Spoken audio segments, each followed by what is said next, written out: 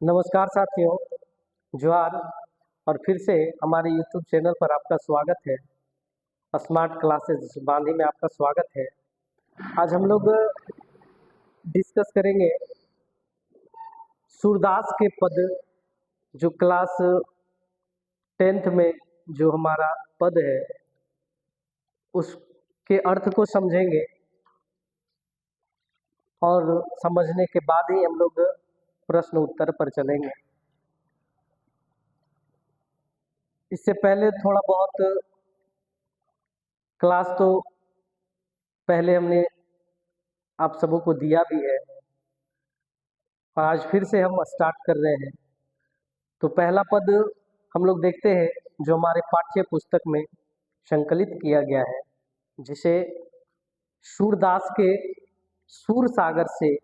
सूर सागर के भ्रमर गीत से उद्धृत है।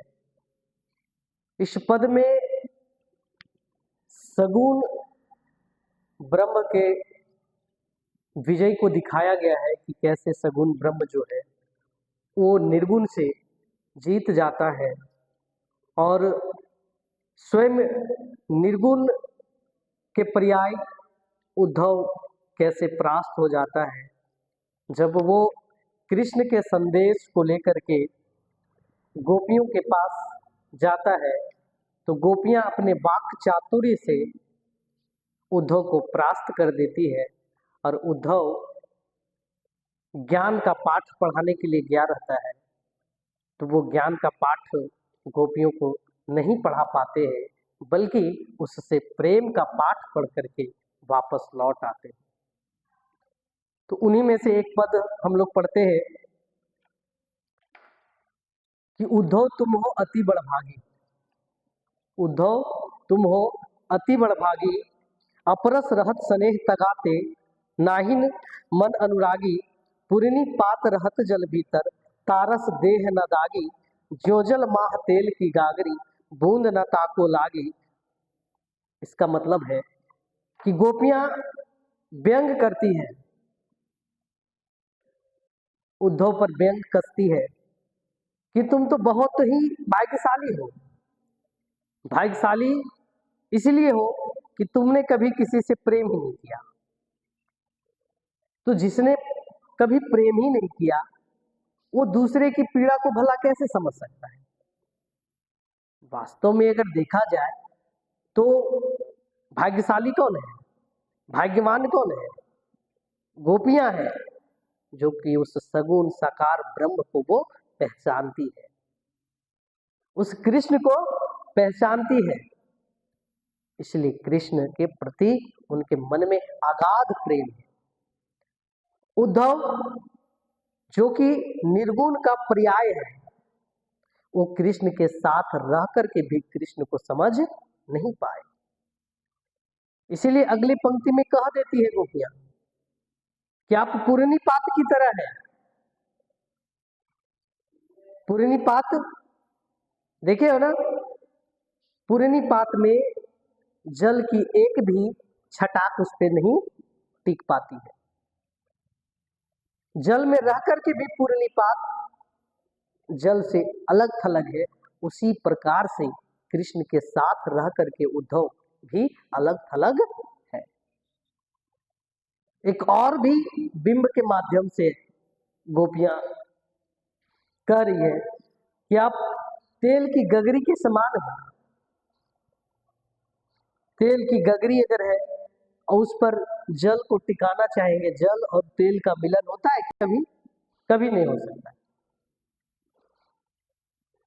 क्योंकि तेल अलग होता है और जल अलग ही रह जाता है ना। दोनों अलग दिख जाता है, एक सगुण साकार ब्रह्म है और एक निर्गुण निराकार को मानने वाले।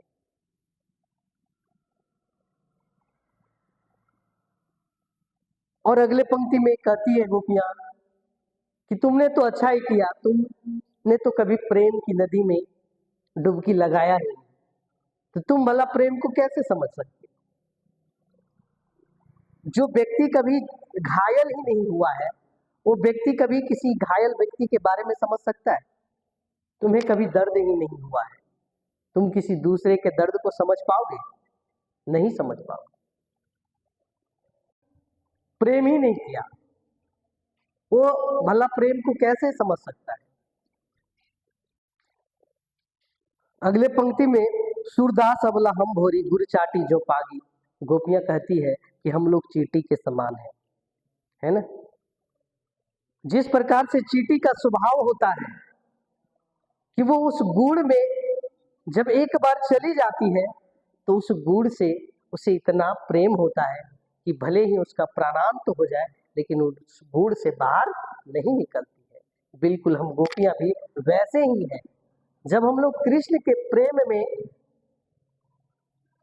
पूरी तरह से डूब गए हैं तो प्राणांत तक उससे अलग नहीं हो सकते। इसलिए योग पाठ जो पढ़ाने के लिए आप आए हैं, है ना, वह योग पाठ हमारे यहाँ नहीं चलने वाला है, नहीं टिकने वाला है।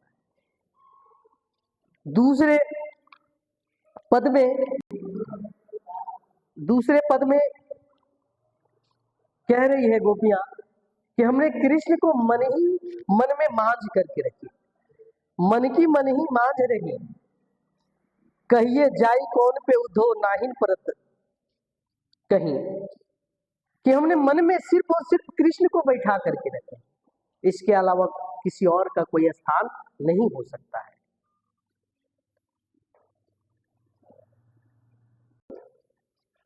मन की मन ही मांझ रही, कहिए जाए कौन पे उधो नाहिन परत कहीं, ये अवधि आधार आ सावन की, कि आपकी उम्मीद में, आपके आने की उम्मीद हम लगा बैठे हैं।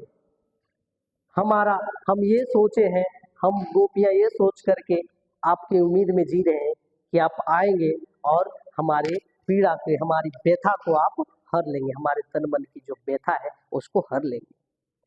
अब इस जोग संदेश को सुन करके हमारी विरह अग्नि जो है और भी बढ़ गई है। हम चाहते हैं कि गुहार लगा करके खूब जोर जोर से चिल्लाए, जितना जोर से चिल्लाए उतना ही विरह अग्नि और भी बढ़ेगी, है ना। अब तक तो हम मर्यादा में है, लेकिन जब अगले व्यक्ति जो है, जो श्री कृष्ण है, वो अगर मर्यादा में का उल्लंघन कर दे तो फिर हम मर्यादा में क्यों रहे। तीसरे पद में हमारे हरि हारिन की लकड़ी, हारिन पक्षी का एक स्वभाव होता है कि अपने पैरों में वो एक लकड़ी को पकड़ी हुई रहती है, उसको विश्वास है, वो एक भरोसा है। वो लकड़ी क्या है? एक भरोसा है। वो लकड़ी एक विश्वास है, उसको विश्वास है कि यह लकड़ी अगर हमारे पैरों से कहीं छूट जाती है तो फिर हम गिर जाएंगे, है ना। सिर्फ वो एक भरोसा है। वो लकड़ी को अगर पैरों में पकड़ी न भी रहती तो भी कोई दिक्कत की बात नहीं है, लेकिन वो लकड़ी क्या है? एक भरोसा है, वो विश्वास है। तो जिसने कृष्ण को अपने हृदय में बसा करके रखी है वो कृष्ण रूपी हारिल की लकड़ी की तरह है कि वो हमारा विश्वास है, यह है तभी हम हैं। अगर श्री कृष्ण ही नहीं है ना, उनका प्रेम ही नहीं है तो हमारा कोई अस्तित्व नहीं रह जाता है। इसलिए हमारा मन क्रम वचन से नंद नंदन उर, हमारे मन से क्रम से वचन से सिर्फ और सिर्फ अपने हृदय में किसी को बसाए हैं तो वो कौन है? नंद नंदन, यानी नंद के पुत्र श्री कृष्ण है। और यह पकड़ जो है वह साधारण पकड़ नहीं है, बहुत मजबूती के साथ पकड़े हुए हैं।